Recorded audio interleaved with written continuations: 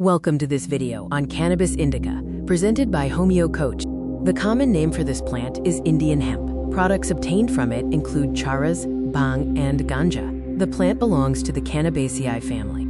The components cannabis and cannabidiol are discussed, with cannabidiol found in traces in Indian origin drug, but definitely present in Egyptian and American hemps. Key differences between Cannabis indica and sativa are outlined. Indica plants have fat leaves and are short bushes. Sativa plants have thin leaves and are tall bushes. Sativas are tall, thin plants with narrower leaves and a lighter green color, capable of reaching heights of 20 feet in a single season. Physiological actions include being a vasomotor and cerebrospinal stimulant, increasing arterial tension, and intellectual and motor activity. It depresses sensation and increases the energy of the uterine fibers. Physiological doses can lead to intoxication, where time seems to pass slowly and distances appear elongated. Indicas are originally from hash-producing countries like Afghanistan, Morocco, and Tibet. They are short, dense plants with broad leaves and often grow a darker green. Sativas originally come from Colombia, Mexico, Thailand, and Southeast Asia.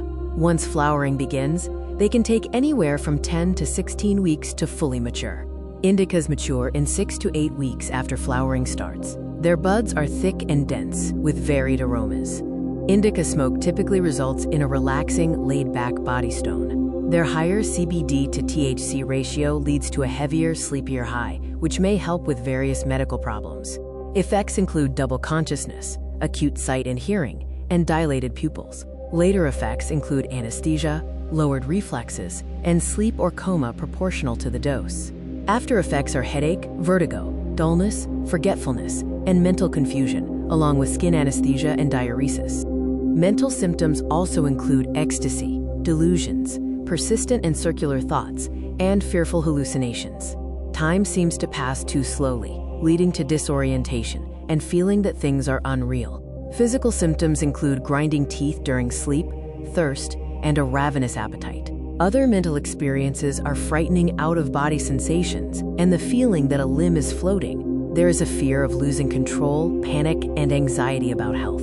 Excitement, suspiciousness, loquacity, and immoderate laughing are present. Patients often have tremendous theorizing and continuously ask why. Also noted are clairvoyance, euphoria, and appreciation of beauty. Urinary symptoms include cystitis and discharges.